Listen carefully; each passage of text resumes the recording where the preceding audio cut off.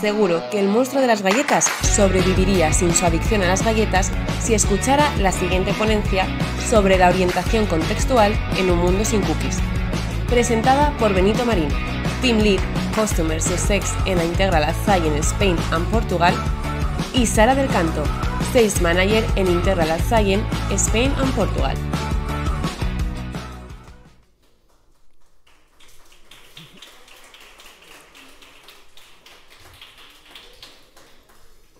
Buenos días, muchas gracias por estar aquí, muchas gracias a la organización por este maravilloso evento y esta maravillosa organización, más redundancia, porque han montado un anclado aquí maravilloso.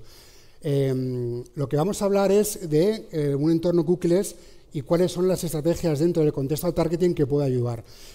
Como artista invitado tenemos a Manuel Álvarez, que es Global Head of Digital Strategy en Navas Media Group, que lo que vamos a hacer realmente va a ser una pequeña introducción, contar qué es lo que hemos aprendido durante todo este tiempo, en qué consiste el contexto de targeting y luego haber un diálogo entre Sara y Manuel acerca de qué es lo que va a ocurrir a partir del año que viene, que parece ser el año clave en el que las cookies se van a desaparecer de terceros y parece que va a venir la hecatombe. Entonces, vamos a ver cuáles son un poquito las cosas que podrían ocurrir. ¿Qué hemos aprendido hasta ahora? Lo primero que hemos aprendido es que las keywords no son buenas, no es un buen indicador para el contexto. ¿Por qué?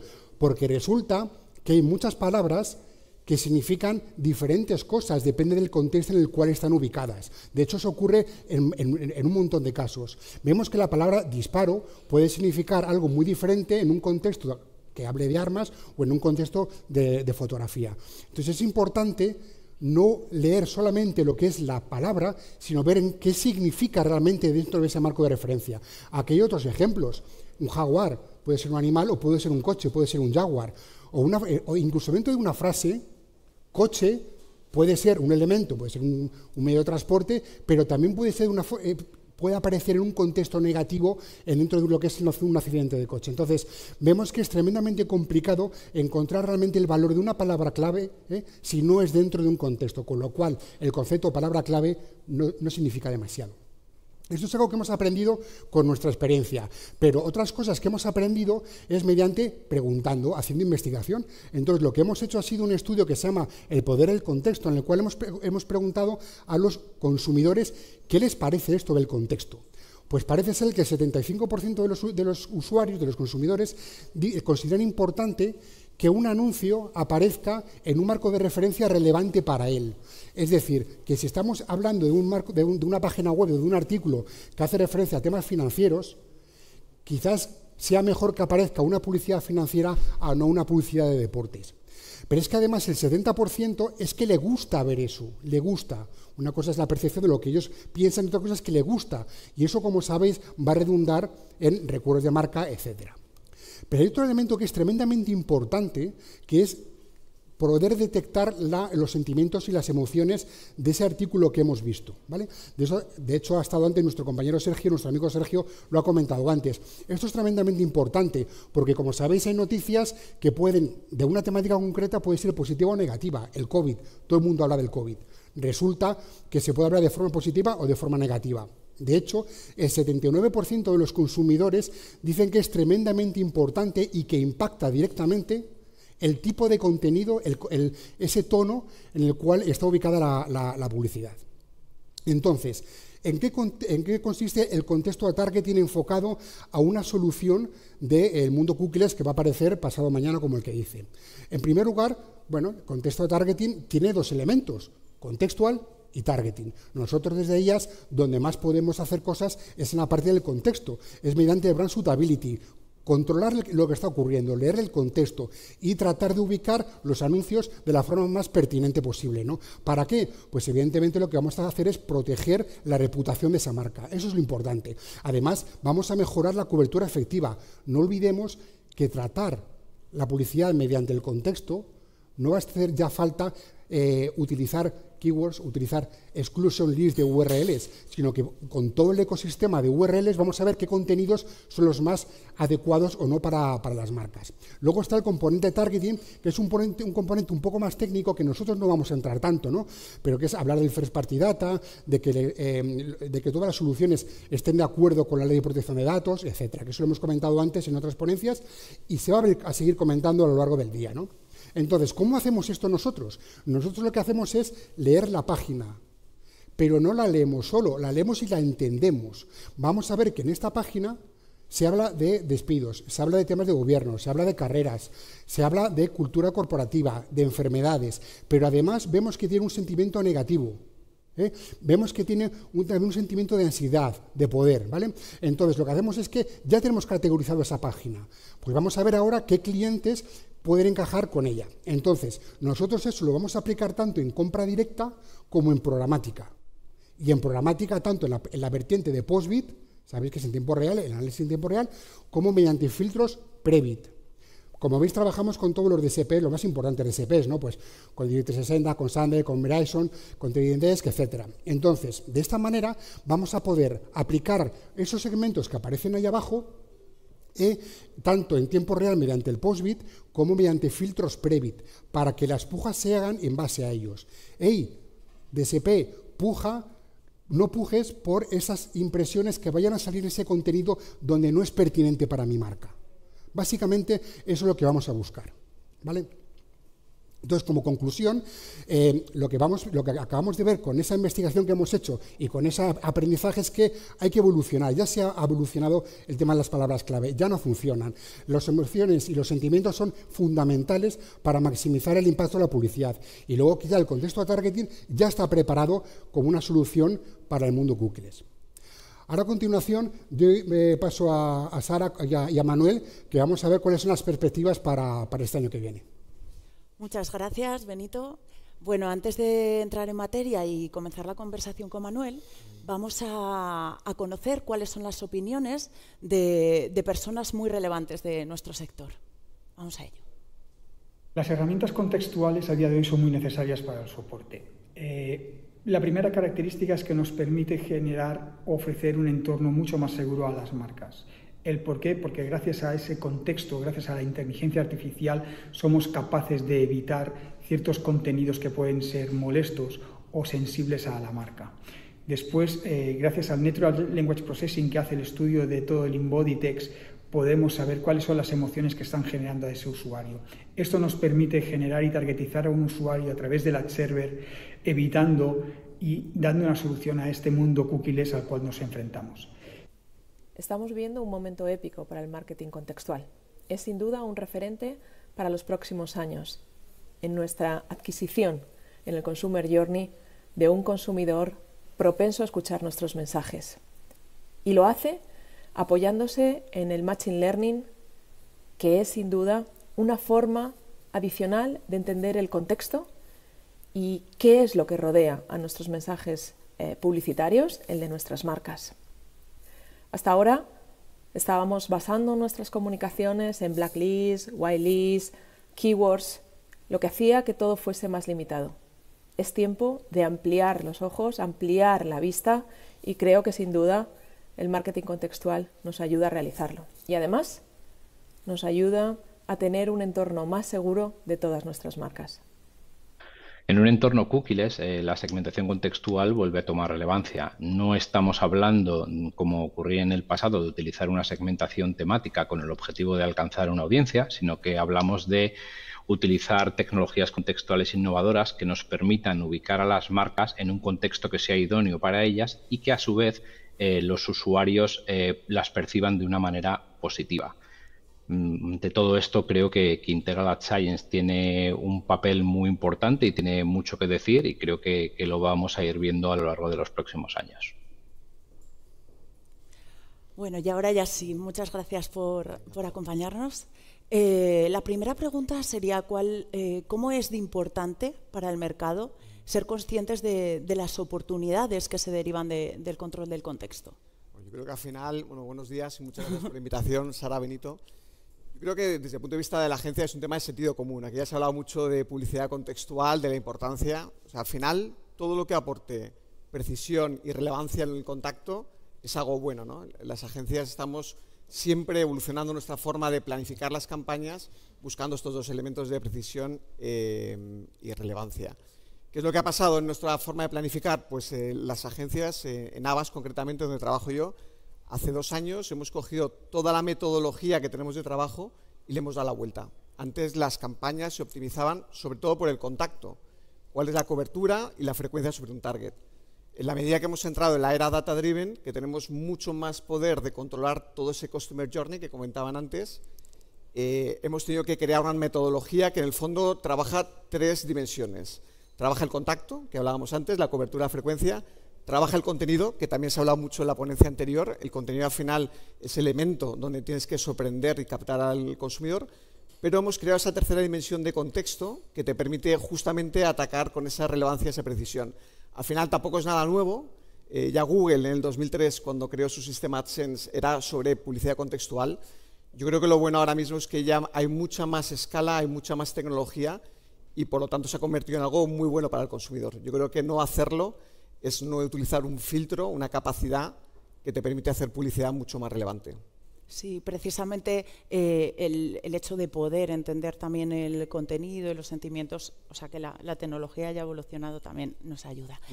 Y con respecto al cliente, ¿cuáles son las expectativas que tienen los clientes con respecto al contextual? ¿Qué es lo que esperan? Claro. Bueno, ellos esperan lo evidente, ¿no? Ellos esperan que sus campañas sean lo más relevante posible y por lo tanto que generen también la mayor eficacia y retorno, ¿no? Y cada vez más hacia el negocio. Yo creo que, y antes también se ha comentado un poco, yo creo que este último año el COVID nos ha enseñado mucho sobre la importancia de lo contextual. En mi caso, por ejemplo, que llevo la cuenta telefónica a nivel global, en todos los mercados montamos como un comité y todas las semanas teníamos que entender cómo se sentía el consumidor, porque a partir de ahí teníamos que crear mensajes diferentes. Entonces yo creo que esa nueva dimensión desde las marcas, que en el fondo es la empatía, se ha convertido en algo fundamental. Antes lo estaba explicando Benito, yo creo que el tema del sentimiento nos permite, sobre todo a través de tecnologías como la vuestra, filtrar y llegar de esa forma mucho más relevante y precisa que decía antes. Y a nivel programático, ¿cómo piensas que la compra programática puede beneficiarse de estas tecnologías? Bueno, al final la compra programática es el brazo de ese nuevo mundo data-driven. Es la manera en la que estamos cambiando una forma muy manual de hacer las cosas a una manera eficiente, escalable, óptima. Entonces yo creo que la programática es la única vía para hacer esto de una forma eficiente. Antes también se comentaba todo el tema de la inteligencia artificial, el machine learning. Es el brazo ejecutor que nos va a permitir hacer todo esto y desde luego pues con tecnologías como la vuestra yo creo que es fantástico y para nosotros desde luego desde Havas y de mi caso también concretamente con la cuenta de Telefónica es algo que le hemos puesto mucho foco y mucha prioridad. Perfecto, pues nada. Sí que quería destacar un poco el tema programático. Para nosotros es extremadamente importante por lo que hemos comentado antes y se ha comentado en la mesa redonda. Es tan importante que nosotros lo queremos cubrir de esas ambas partes, ¿no? Que es tanto a post-bid como a pre-bid. Porque el contextual targeting tiene esos dos componentes que hemos comentado. Cuando hablamos de programática a nivel post-bid, nosotros podemos aplicar segmentos a nivel negativo. Con lo cual lo que hacemos es en tiempo real evitar que aparezca la marca ahí si no quiere aparecer. Pero a nivel pre-bid se consigue un targeting, porque tú le dices al DSP, hey, puja por estos contenidos que hablen positivamente de estos otros, ¿vale? De tal manera que aquí sí que hay un targeting. De tal manera que cubrimos, es un poco la idea que teníamos, ¿no? Cubrir la programática en ambos elementos, porque si no se quedaba muy cojo ir solamente a lo que es el control a tiempo real de lo que está ocurriendo, ¿no? ¿Qué significa esto? Que hay que verificar lo que está ocurriendo mediante lo que es el post-bid, ver un poco lo que está pasando en las campañas en cada momento y en un segundo momento optimizar mediante a la aplicación de esos filtros. La palabra optimización muchas veces se olvida. No se utiliza la optimización. Nosotros generamos multitud, igual que todos vosotros, multitud de informes, pero esos informes hay que leerlos, hay que analizarlos, hay que verlos, hay que compararlos con los KPIs que tienen los clientes y a partir de ahí optimizar y ver qué cosas se pueden hacer. Si no hay optimización, pues no lo tengo muy claro que esto tenga mucho sentido, ¿no? Entonces, es muy interesante el hecho de aplicar el contextual targeting, pero siempre con un foco no solamente de ver lo que está pasando, sino siempre intentar ir más allá, intentar ir un poco más allá, ir mejorando, cambiar los segmentos, cambiar los filtros para ver realmente esa optimización, ¿vale? Entonces, para mí es muy importante el tema de la programática porque es un ecosistema que permite la optimización de una forma mucho más fácil que una compra directa. Pues nada, hasta aquí nuestra intervención. Muchísimas gracias, Manuel, por haber estado con nosotros. Y nada, seguimos. Muchas gracias. Gracias. Cuando crees conocer todas las respuestas, llega Javier Piedrahita y te cambia todas las preguntas. Questions and Answers, con el CEO y fundador de marketingdirecto.com. Pues no, muchísimas gracias. Oye, interesante el tema de programática, que no para de salir este tema, ¿no? El tema del contextual, que también esta mañana Sergio lo ha comentado también, ¿no? El tema del contextual, lo importante que es, ¿no? Para que las marcas estén, bueno, vamos a ver, mejor posicionadas en Internet. Pero es verdad que la programática también hay muchas quejas, ¿no? Hay mucha gente que dice, jolines, no está funcionando bien en el sector. Es decir, la programática me persigue, también lo hemos comentado, no se orienta bien, es decir, se repite en el tema de Amazon cuando compras algo. ¿Por qué seguimos hablando de estos temas cuando ya deberíamos estar solucionando todo eso, ¿no? O llevándolo a contextual, o qué puede estar pasando? Si queréis, ahí también un poco para debatir un poco el tema, aparte ahora las preguntas del público. A ver, se ha comentado justo antes el hecho de que, pues por desgracia en España siempre vamos un poquito por detrás, ¿no? Pero los beneficios de la programática están ahí y todo el mundo lo sabe. Vale. Otra cosa es que luego, como decía no sé quién, pues seamos nosotros lo que queramos liderar y no esperar que falle el otro, sino, oye, no tener miedo, como también decía antes Sergio. Ya hay herramientas de sobra. Y esas herramientas, tanto hay herramientas técnicas como la que podemos contar nosotros con el tema de los filtros, como herramientas humanas, que es las optimizaciones que hacen estos señores cuando sus traders manejan esa información. Entonces, en un mundo cookies ya hay herramientas de sobra, lo que pasa es que hay que aplicarlas. Y para aplicarlas, pues hace falta tiempo, hace falta recursos, pero eso existe. Y como he comentado antes, es que además hay diferentes ámbitos para aplicarlos. Post-bid, pre-bid, filtros, no filtros, hay diferentes elementos. Está todo preparado. Lo veis igual, que estamos dejando demasiado, estamos apostando mucho por la tecnología y a lo mejor estamos dejándolo todo en manos de la tecnología, las personas cada vez más arrinconadas, y por eso ahí está viendo estos desfases o este mal, no sé qué decirle, el consumidor quemado, el legislador también nos está dando caña, Google con los cookies, que es otro tema también aparte, y que estamos viendo ahí un momento complicado ahora mismo, ¿no? Aparte de la pandemia, que ya bastante complicado es todo el mundo, pero también para el sector nuestro, seamos sinceros, para eso estamos aquí, para debatir, y un evento que también es crítico y no solo vender lo bueno, lo bonito, como hacen otros eventos, sino también hablar de lo que está pasando en ese sentido, ¿no? ¿O cómo lo veis vosotros? ¿O qué sugerencias dais o qué tips? La tecnología al final siempre está al servicio de las personas, o sea, decimos eso siempre, pero luego la dejamos. Si la programática te pone tu anuncio en una página de ultraizquierda, ultraderecha, de nazis, de armas, como estamos viendo en ejemplos en Europa donde se están quejando y hay acciones, en España como somos un poco más pasotas siempre en todo, pues no se ve nunca nada crítico. Por eso estoy yo aquí también para hacerlo en marketing directo. Pero decimos que está en manos de personas, pero luego no es verdad. Las máquinas hacen lo que quieren y las personas luego ponen cara. Anda, yo no sabía que mi publicidad está saliendo en esa página en favor de las armas o en favor de la ultraderecha norteamericana. ¿Qué hace ahí mi publicidad de ahí? No sé, está pasando. Precisamente para eso existen empresas como IAS, aquí. Porque gracias a nuestra tecnología es posible que las marcas controlen exactamente en qué entornos pueden y quieren salir. O sea, y de dos maneras. O sea, se puede evitar contenido, o sea, ya a nivel de brand safety, que es lo que suele preocupar a todas las marcas, como los ejemplos que acabas de poner, pero también una marca puede decir, yo me dedico a vender bebidas azucaradas y no quiero aparecer en contenido que hable de manera negativa sobre el consumo de azúcar. Esto ahora mismo podemos hacerlo y precisamente de eso trata el control. ¿En qué porcentaje funciona? ¿En qué porcentaje funciona eso? ¿95, 80%, 99%, 100% no creo? Es decir, da un porcentaje para ver si las marcas realmente que nos están viendo, nos van a ver en diferido, nos están viendo ahora, pueden estar tranquilas o no tan tranquilas. Realmente nosotros podemos controlarlo de dos maneras. Por un lado, midiendo la marca puede saber si está apareciendo en un entorno adecuado y puede saber el porcentaje de fallo que se está generando con respecto a a lo que ellos quieren, ¿no? Y luego, por otro lado, también podemos optimizar.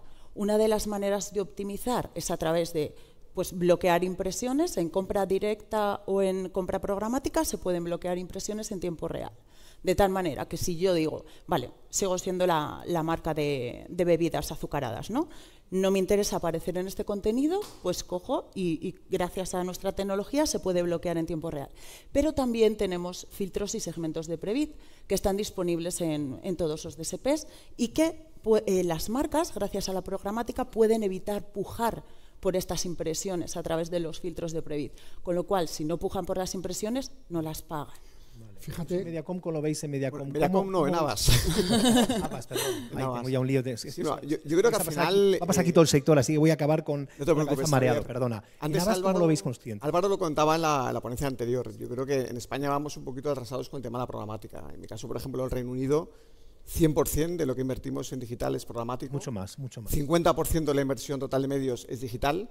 Por lo tanto, es indiscutible. Yo creo que hay un tema que hay una carrera que las marcas que consiguen coger la ventaja es una clara palanca de diferenciación. O sea, yo creo que compañías como IAS son elementos que nos ayudan a nosotros a crear un nuevo cuartel general, que es muy importante. Nosotros hablamos del Media Quality, todas las herramientas, todos los modelos de governance, todos los criterios de planificación que nos permiten ir por este entorno de una manera más segura. La seguridad 100% nunca existe. No, por eso le he preguntado Tú vas a penalizar al final resultados, eficacia. Y yo creo que también la buena noticia es que ya nos metemos directamente en el negocio de las marcas. Es decir, que a ti te vaya mal y no lo estés controlando, es que tienes que madurar en este camino. Por lo tanto, yo creo que solamente son buenas noticias y por lo tanto hay que ponerse las pilas. Vamos a ir con buenas preguntas también, buenas noticias, buenas preguntas, que también quiero que el público participe, que lo está haciendo muy activamente. Encima a ver si en un rato también tenemos datos ya de cuántos nos están viendo. Ahora se lo preguntaré a Sheila. A ver, Santi de Puebla, ¿cómo ha cambiado el Customer Journey con la aceleración digital? ¿Queréis comentar a esta o a la de Iván, o preferís la de Iván Serrano? ¿Son compatibles los sentimientos de los que habláis con la data? Venga, os dejo elegir encima preguntas porque tenemos poco tiempo. Rápidas respuestas rápidas. ¿Cuál de las dos queréis? ¿La de Santi o la de Iván? Has dicho compaginar el sentimiento con... Sí, son compatibles. La de Iván ¿son compatibles los sentimientos de los que habláis con la data? Eso pregunta. Es que además la data está detrás de todo. O sea, al final los sentimientos nosotros los averiguamos analizando los datos que obtenemos. O sea, al final tú no te escapas del data. El tema es cómo lo tratas y qué insights generas de ellos. Al final. Yo creo que se pueden combinar las estrategias de data que ya están utilizando las marcas con el targeting contextual. Se pueden probar distintos segmentos y ver cuál funciona mejor. Patricia pregunta, ¿creéis que una vez acabe el COVID, si es que acaba, a ver si acaba de una vez, se dejará de consumir tanto contenido y con ello perderá relevancia el contextual, el contexto, lo que también estáis aquí un poco, decir que de pronto va a cambiar aquí todo de día a mañana y la gente ya vuelva, no sé, a otra cosa? Bueno, no sé. Yo creo que el camino no ha cambiado. O sea, lo que se ha hecho se ha acelerado mucho. Es decir, yo creo que no hay vuelta atrás. Y se refiere a lo mejor que la gente estaba en casa con las pantallas encendidas, aburrida, y que ahora es verdad que la gente va a empezar a salir. El otro día los aviones ya parecía, Barajas parecía ya un hormiguero, eso parecía el metro cuando llegamos de Formentera 2.0. Creo que se refiere a eso, ¿no? Que la gente a lo mejor deje de consumir, pues es verdad que ahora los teníamos a todos ahí atrapaditos con el COVID, digo, las marcas, las agencias, los que vivís de los contenidos, pero si la gente se nos va por ahí y por acá, ¿qué va a pasar? Yo creo que va por ahí la pregunta de Patricia, ¿no? No sé, como no la veo, no puedo... Es que ¿sabes qué ocurre?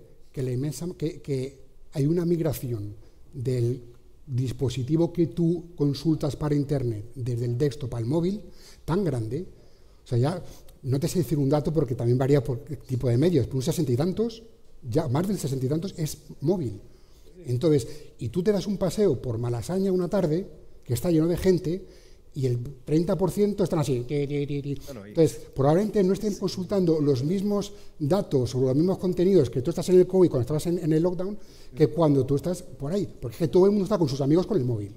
Sí, es decir, que el móvil, que la pandemia ha acelerado todavía más este tema, ¿no? El otro día en el aeropuerto da pena, si es que la gente ya no habla, todo el mundo con el móvil, ya nadie habla con nadie. No sé, dices, está muy bien, aquí vivimos del móvil, estamos en publicidad, estamos en este mundo, pero un poquito de pena da que nadie ya, todo el mundo mirando su móvil, ya nadie habla. En el autobús del avión, en lo otro, pues ya está, pues ya no sé, yo que soy más de comunicación, pues me hablo conmigo mismo. Pero bueno, pues no sé, yo no sé cómo estamos en el tiempo, supongo que pone ahí 00, no veo a Yentel ahora mismo, pero me imagino que tenemos que cortar, me dice aquí Esther. Muchísimas gracias.